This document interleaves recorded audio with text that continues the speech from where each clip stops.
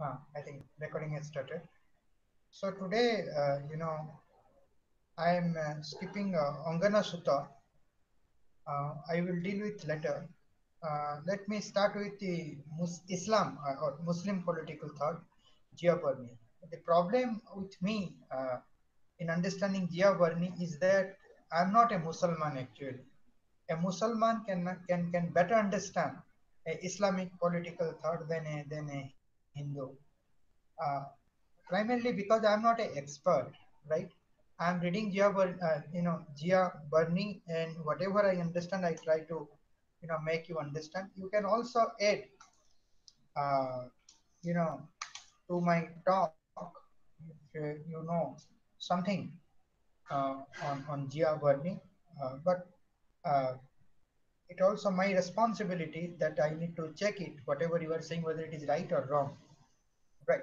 So knowledge is like that only. You cannot have control 100% on the over the knowledge, but it is better to be honest and uh, you know to be honest and with the truth. Maybe by these two way we can better understand every political thinker. So this Gia Burney, I mean, he has given his theory on how to establish the ideal polity and who is a good sultan. So we can say that Gia Burney is just like Machiavelli so far as Western political thought is concerned, and he is like Chanakya so far as Indian political thought is concerned. This Gia Burney. So he is an important, political thinker during the rule of Alauddin Khilji, Muhammad bin Tughlaq, uh, Delhi Sultanate period. Uh, when Khilji and Muhammad bin Tughlaq they were ruling at that time, Giavarni, you know, uh, was an important political thinker during that period. He represents the idea of political expediency in Islamic history. His uh, fatwa I Jahandari. Saha, how to pronounce it? Fatwa, fatwa I Jahandari. Am I pronouncing it correctly? Sir, yes, sir. Saha, Yes, sir. Correct on Jahandari, right? Fatwa Jahandari. Okay.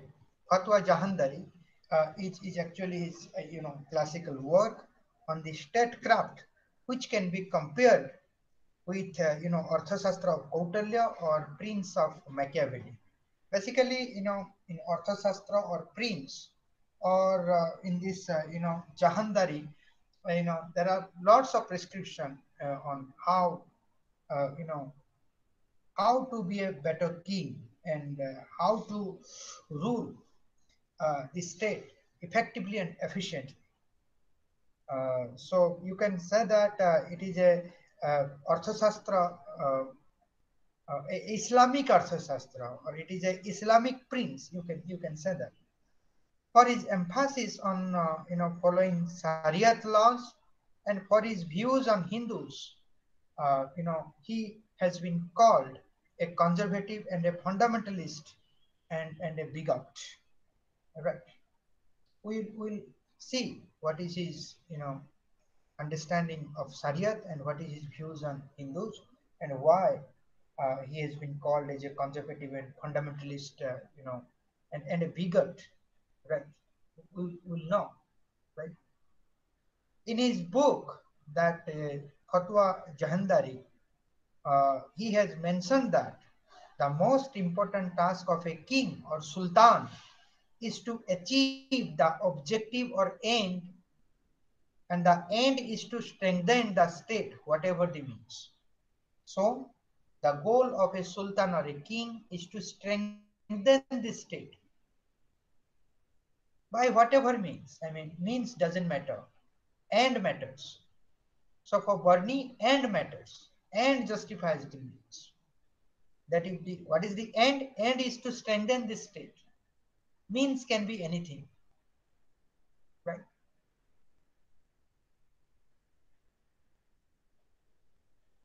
Laxity in not following the Shariat, both in personal and political domain, was tolerable till it began to affect the stability of the state. What does it mean?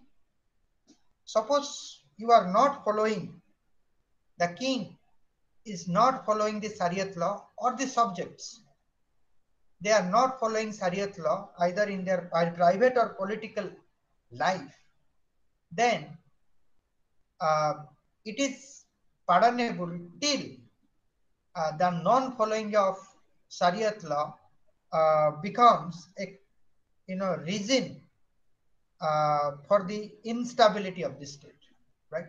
So what does it mean? It means that the Shariat law, for the stability of the state, one should follow the Shariat law, right?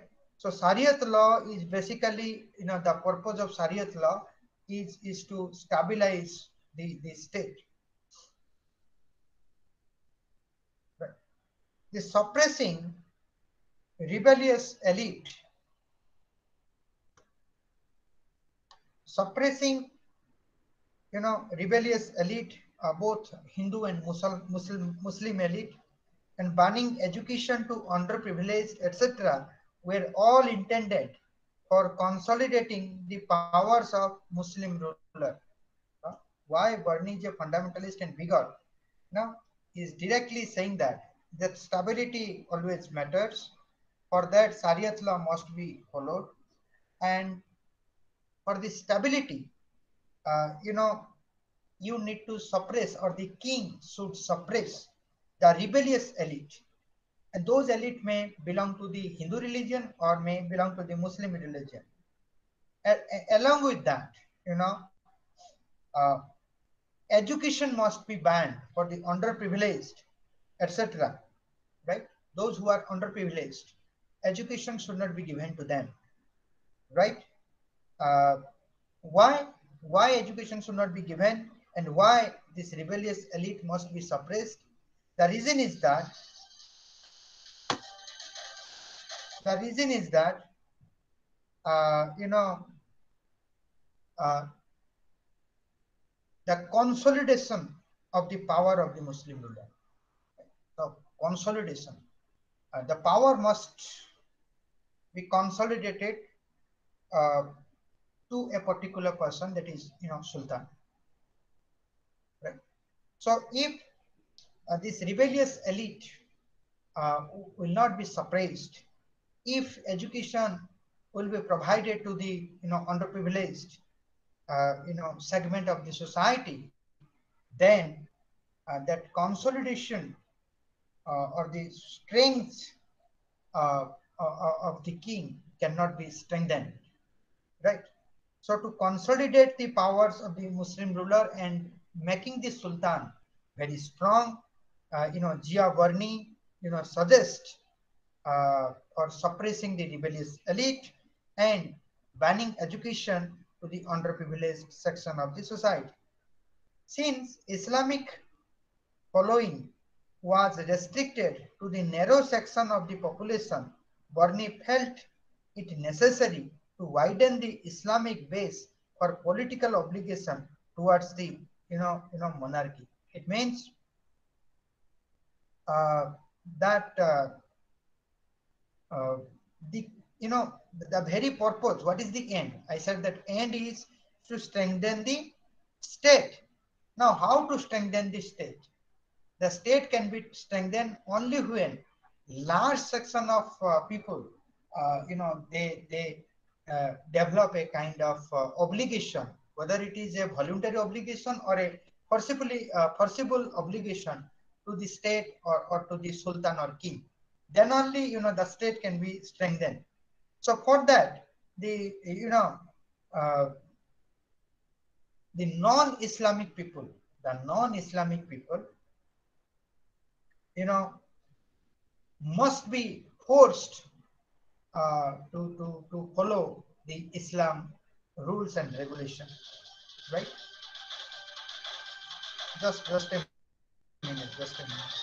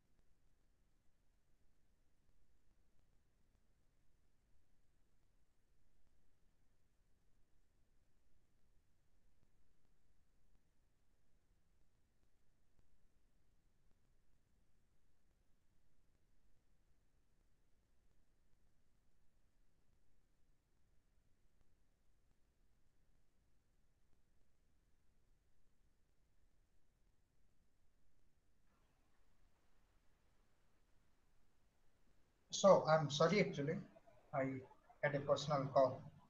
It was so urgent. So is it audible? Am I audible?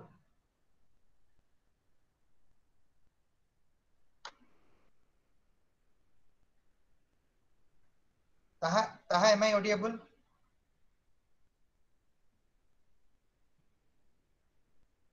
Sairam, am I audible? Sir, you're audible. Okay, okay. So the Islamic following was restricted to a narrow section of the population, and Bernie felt it necessary to widen the Islamic base for the political obligation towards the monarch. So how to widen? How to widen that Islamic base?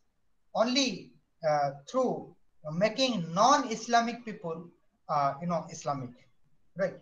So in a sense, Bernie wants the non-Islamic people to become the Islamic people. Then only this narrow section of the population consisting only the Muslim, it can be widened, and this obligation, the forcible obligation mainly, it will strengthen